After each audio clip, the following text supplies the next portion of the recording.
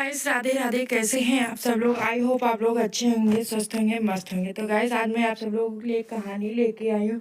बुढ़ापे की लाठी। अमरनाथ जी को शहर में आए अभी 2 साल हुए थे। उनका बेटा सचिन शहर में नौकरी करता था, इसीलिए वह अपने पिता को भी शहर ले आया था। सचिन की पत्नी राधिका को रामनाथ जी का उनके साथ रहना पसंद नहीं था। वह चाहती थी कि हम अकेले में मजे से रहें। इसी बात को लेकर अक्सर उन दो सब में कहा सुनी होती रहती थी।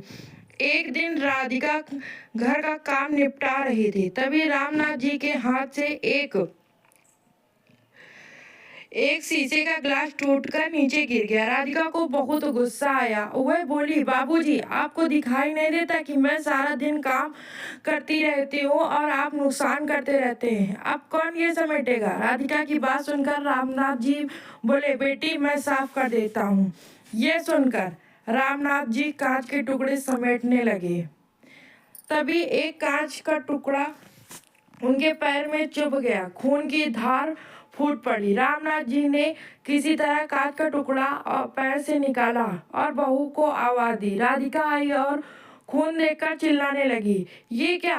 सारा फर्श गंदा कर दिया। दवा लगाइए, इस पर जाइए अपने कमरे में। मेरा काम और बढ़ा दिया। रामनाथ जी लंगड़ाते हुए अपने कमरे में पहुंच गए। सामने टेबल पर उनकी पत्नी की फोटो रखी हुई थी। उसे देख उनकी आंखों में आंसू आ गए। जब वह जिंदा थी तो रामनाथ जी को कभी एक गिलास पानी भी नहीं लेने देती थी। उनका बहुत ख्याल रखती थी। शाम को जब सचिन घर आया तो राधिका ने उनसे सारी बात बता दी। सचिन के पापा के कमरे में गया और बोला, पापा, मुझे लगता है आपको यहाँ लाना ही नहीं चाहिए था। आपको एक जगह चैन से बैठ ही नहीं सकते क्या? रामनाथ जी कुछ नहीं बोले, बस चुपचाप बैठे रहे। कुछ देर बड़बड़ाकर सचिन बाहर चला गया। रामनाथ जी कहीं अतीत में खो गए। जब सचिन पैदा हुआ था, उन्होंने पूरे गांव में दावत दी थी। उनकी पत्नी यशोदा ने बहुत लाड प्यार से सचिन को पाला। सचिन जब थोड़ा बड़ा हुआ तो रामनाथ जी उसे अपनी साइकिल पर बैठाकर स्कूल छोड़ने जाते थे। गांव से दूर बड़े से स्कूल में उसका दाखिला करवाया था। दोपहर को खेत में काम करते करते हमेशा घड़ी देखते रहते। जैसे ही सचिन की छुट्टी का समय होता, उससे पहले ही स्कूल के गेट पर पहुंच जाते थे। सचिन को घर पर छोड़कर साइकिल उठाकर भरी दोपहरी में खेत पर जाते थे और रात तक मेहनत करते थे। सचिन जब 5वीं और 8वीं क्लास में आया तो एक दिन अपने पिता से बोला, पिताजी, आप मुझे स्कूल छोड़ने मत जाया करो। मेरे दोस्त सारे मजाक उड़ाते। आप मुझे एक साइकिल दिलवा दो।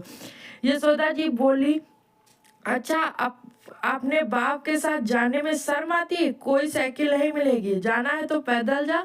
रामनाथ जी ने सचिन की बात को समझकर उसे साइकिल दिलवा दी। धीरे धीरे वो पढ़ लिख गया और शहर जाकर नौकरी करने लगा। रामनाथ जी को से अब कोई काम नहीं होता था। सचिन हर महीने कुछ पैसे भेज देता था। एक दिन सचिन गांव आया और उसने बताया कि उसने एक लड़की पसंद कर ली है और वो दोनों शादी करना चाहते हैं, लेकिन वह आप दोनों लोगों को शादी में नहीं बुला सकते।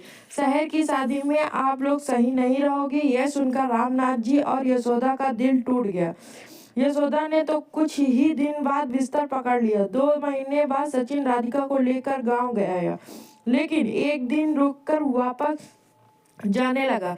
रामनाथ जी ने उनसे कहा, बेटा, कुछ दिन रुक जा, शायद तेरी माँ की अंतिम घड़ियां आने वाली है। कुछ दिन तुम लोग साथ रहोगे तो अच्छा लगेगा। सचिन ने कहा, पिताजी, राधिका नहीं रुकेगी तो उसे गांव पसंद नहीं आ रहा है। दोनों चले जाते हैं। कुछ दिन बाद यशोदा जी अपने बेटे को याद करते करते दम तोड़ देती हैं। उस समय सचिन और राधिका दोनों 13वीं तक रुके थे।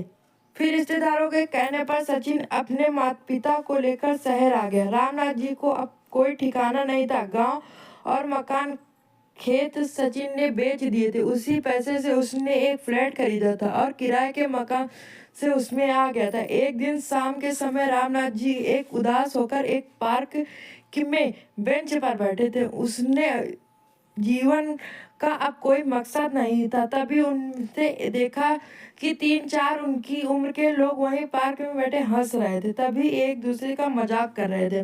रामनाथ जी को यह देखकर अपने गांव की याद आ गई। गांव की चौपाल में पर वे सभी गांव के वालों के साथ सुख दुख बांटते थे। इसी बीच किसी की आवाज से उनका ध्यान भटका और नजर उठाकर देखा तो उनमें से एक सज्जन उनके सामने खड़े थे। वे रामनाथ जी से बात करने लगे। उन्होंने अपना नाम राजेंद्र बताया। उन्होंने कहा, आप भी अब बहू से परेशान हो?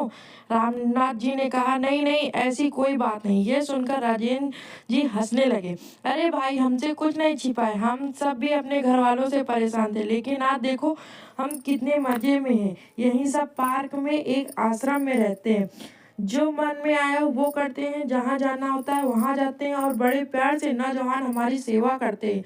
समाज पर खाना मिलता है, साथ ही इसी हंसी खुशी का माहौल रहता है। छोड़ो इस उम्र में अपनी बेइज्जती करवाना, आ जाओ हमारे संग। ये सुनकर रामनाथ जी की आंखों में आंसू आ गए। राजेंद्र जी ने बाकी सबको भी बुला लिया। फिर वो रामनाथ जी को आश्रम दिखाने ले गए। वहाँ सब खुशी खुशी रह रहे थे। वह उन्हें कुछ लड़के लड़कियों मिले जो वहाँ सेवा करते थे। उन्होंने बहुत प्यार से रामनाथ जी की सारी बात सुनी और उनसे कहा, दादाजी आप हमारे आश्रम में आइए, जहाँ हम आपकी इतनी सेवा करेंगे कि आप अपना दर्द भूल जाएंगे। रामनाथ जी के लिए यह सब बिल्कुल अलग था। गांव में तो कुछ ऐसा था नहीं। अगले दिन वह अपना सामान लेकर घर से चल दिए। उन्होंने सचिन और राधिका से कुछ भी नहीं बताया और आश्रम पहुंची। वहां जाते ही उनका स्वागत हुआ। अब वे वहीं रहते हैं। वहां उनके बहुत आदर सम्मान के साथ नाश्ता, खाना और पैसे भी मिलते हैं। अब वे भी उस ग्रुप का हिस्सा थे जहां केवल खुशियां बांटी जाती हैं। तो दोस्तों, आप लोगों को ये कहानी कैसी लगी, प्लीज कमेंट बॉक्स में जरूर बताइएगा और चैनल में नए हैं तो सब्सक्राइब कर लीजिए। ये थैंक यू। मिलते हैं आप लोगों को नेक्स्ट वीडियो में। तब तक के लिए बाय बाय।